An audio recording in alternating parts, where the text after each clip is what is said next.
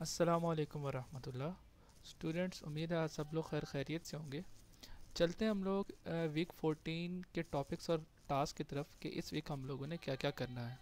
उससे पहले जैसा कि आप लोगों को याद होगा, हम लोगों ने वीक 13 के अंदर क्या कहते हैं स्ट्रिंग्स को अपेंड किया था। ठीक है, उनको रिवर्स किया था। तो और क्या कहते हैं हमने जो है दो स्ट्रिंग्स को आपस में कंपेयर किया था। तो पिछले वीक के हमारे ये वाले टास्क थे। तो अब हम लोग चलते हैं अपने वीक 14 की तरफ। तो वीक 14 में आज जो है हम लोग मैक्रोस को देखेंगे और उसके अकॉर्डिंगली हम लोगों ने टास्क परफॉर्म करने हैं। तो क्या कहते हैं मैक्रोस के अंदर हम लोग सबसे पहले देखेंगे कि मतलब मैं आपको एक्सप्लेन करूँगा मैक्रोस के बारे में। उसके बाद डेफिनेशन क्या है, उसके बाद कि उसको कैसे डिक्लेयर करते हैं हम लोग। फिर उसके बाद हम लोग उसे देखेंगे कि प्रोग्राम के अंदर उसे कैसे डिफ़ाइन करते हैं और उसे कॉल करते हैं या उसे इन्वोक करते हैं।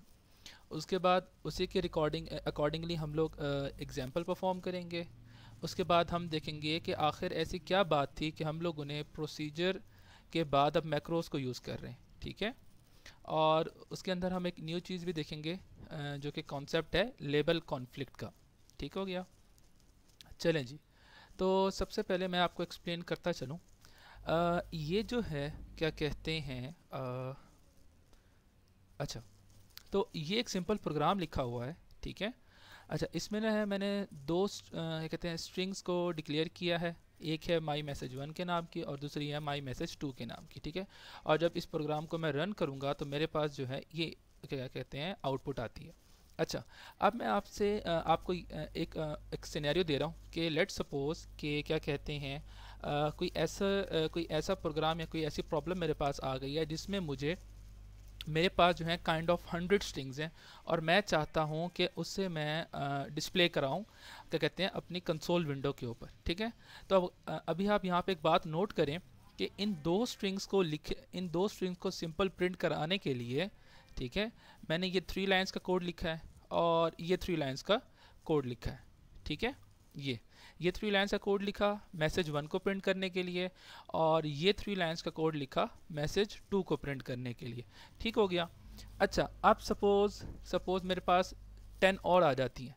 तो आप मुझे खुद बताएं कि भाई मुझे मतलब ये 3 लाइन्स हर स्ट्रिंग के लिए लिखनी पड़ेंगी। ठीक है, और अगर मैं चाहता हूँ कि प्रॉपर न्यू लाइन पर हो और क्या कहते हैं बिल्कुल start of the new line हो तो वो एक अलग कहानी आ जाती है।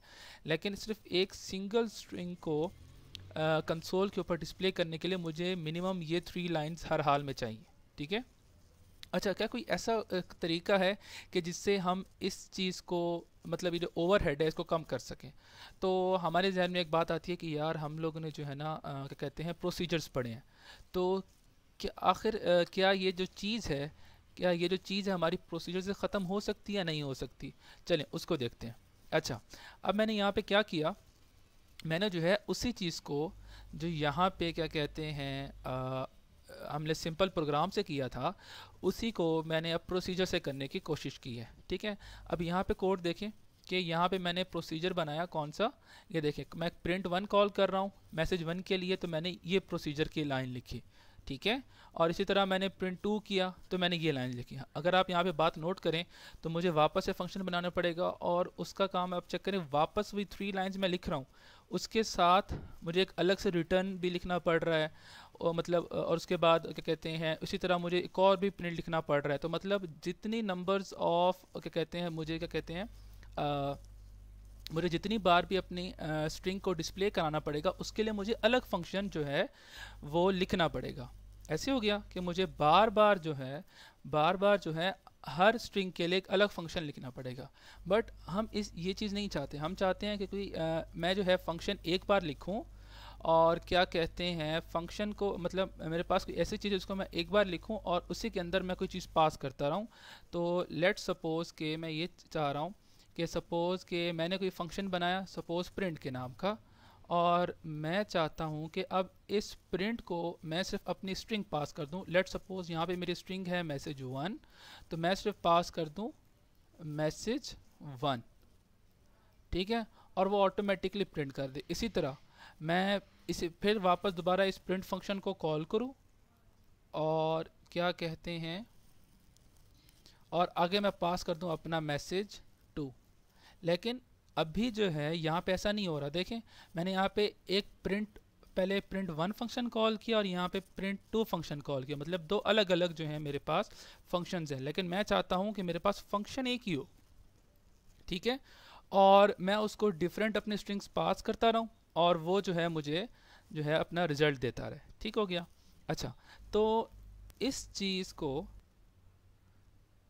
क्या कहते हैं, अच्छा इसी चीज़ को जो है हम लोग किस तरह से परफॉर्म कर सकते हैं या फिर हम किस तरह से इसको हल कर सकते हैं। तो इसके लिए जो चीज़ हमें यूज़ आने वाली है उसका नाम है मैक्रो। तो मैक्रो क्या होता है? Macro is a named block of assembly language statement. जिस तरह प्रोसीजर था कि हम लोग उसका स्टार्ट में प्रोसीजर का नाम लिखते हैं और एक लास्ट में उसका एंडिंग होती है और कुछ लाइंस होती हैं, स्टेटमेंट्स होती हैं। तो जो क्या कहते हैं मैक्रो है वो भी सेम उसी तरह है, लेकिन उसमें कुछ चीज़ें न्यू हैं, तो वो भी हम देख लेते हैं क्या क्या चीज़ें हैं।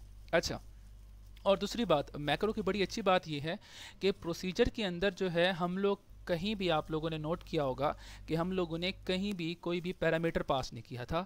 मैक्रो की ख़ास बात यह है कि हम मैक्रो के साथ जो है हम लोग अपने पैरामीटर्स भी पास कर सकते हैं। ठीक हो गया, जितने भी हमने पैरामीटर्स देने हैं हम उसमें पास कर सकते हैं। अच्छा जी, और क्या कहते हैं जिस तरह क्या कहते हैं जिस तरह हमने क्या कहते हैं अपना प्रोसीजर जो है अपने प्रोग्राम के अंदर एक बार लिखते हो, जितनी बार चाहें उस प्रोसीजर को कॉल कर सकते हैं, इसी तरह सेम एज इट इज़ हम मैक्रो भी प्रोग्राम के अंदर एक बार डिफ़ाइन कर सकते हैं और उसको जितनी मर्ज़ी चाहें हम लोग उसे कॉल कर सकते हैं। ठीक हो गया। अच्छा जी, अच्छा प्रोसीजर में मैं आपको एक बात बताऊं कि प्रोसीजर में बात ये थी कि जब भी मैं प्रोसीजर को कॉल करता हूं तो जो मेरा प्रोग्राम है, अगर लेट सपोज़ इस पे बात करते हैं कि यहाँ पर जब मैंने अपना सबसे पहले प्रिंट कॉल किया था तो हुआ ये था कि मेरे जो प्रोग्राम है उसने यहाँ पे ना एक यहाँ पे पॉज हो गया था, फ़ौरन से उसने जंप किया था, यहाँ से उसने जंप किया था इस लाइन के ऊपर और उसने ये सारा कोड एग्जीक्यूट किया था। उसके बाद जब रिटर्न स्टेटमेंट आई थी तो यहाँ से वो दोबारा नेक्स्ट लाइन पर आ गया था। ठीक है, लेकिन मैक्रो में ऐसा नहीं होता। मैक्रो में क्या होता है कि जब हम मैक्रो लिखते हैं, सपोज इसी की एग्जांपल ले लेते हैं कि यहाँ पर अगर मैंने ना मैक्रो कॉल किया हुआ था, ठीक है, तो होगा ये कि जो भी जहाँ भी मैंने मैक्रो का कोड डिफाइन किया हुआ है तो वो इसकी तरह कॉल और रिटर्न नहीं होगा। वो ये होगा कि यहाँ पे अगर मैंने मैक्रो का अपना फंक्शन डिफाइन किया हुआ है तो इसकी जो कॉपी है वो मेरे कोड के अंदर ऐड हो जाएगी।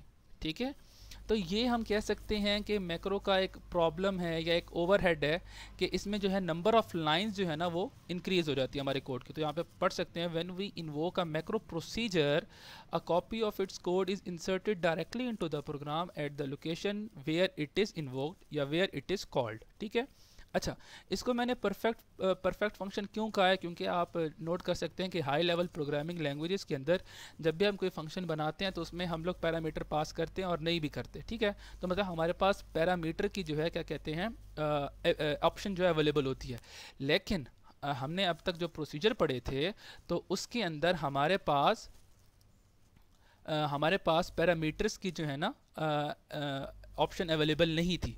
ठीक है, लेकिन मैक्रोस के अंदर हम लोग पैरामीटर्स भी दे सकते हैं और पैरामीटर नहीं भी दे सकते। ठीक है, अच्छा जी, दिस टाइप ऑफ तो इसी वजह से मैंने इसे क्या कहा है, परफेक्ट फंक्शन कहा है। किसको? मैक्रो को। अच्छा, this type of automatic code insertion is also known as inline expansion. और जब जो कोड ऑटोमेटिकली हमारा जो है जब अगर हम उसकी फाइल चेक करेंगे बैकएंड के ऊपर कि क्या हो रहा है, तो उसके अंदर जो लाइंस इंसर्ट हो जाती हैं कोड के अंदर तो उसको हम कहते हैं इनलाइन एक्सपेंशन। ठीक है,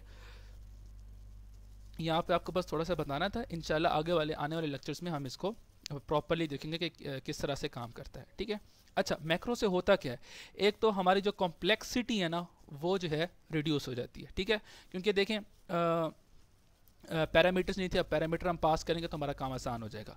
और दूसरी बात, जिस तरह हमारा क्या कहते हैं प्रोसीजर के अंदर कोड रीयूजिबिलिटी थी, इसी तरह इसके अंदर भी हमारा जो है कोड जो है वो रीयूजिबिलिटी वाला काम हो रहा है कि हम अपने कोड को बार बार यूज़ कर सकते हैं। सिर्फ एक बार लिखना है और उसको क्या कहते हैं उसे कॉल करना है या उसको अपने क्या कहते हैं। इसीलिए यहाँ पे ना अगर आपने बात नोट, क्योंकि हम लोग बार बार इन्वोक कह रहे हैं, कॉल का इसलिए नहीं कह रहे हैं क्योंकि कॉल जो होता है ना वो ज़्यादातर लिंक्ड होता है प्रोसीजर प्रोसीजर के साथ, क्योंकि वहाँ पे हम बाकायदा कॉल का कीवर्ड यूज़ करते हैं, ठीक है।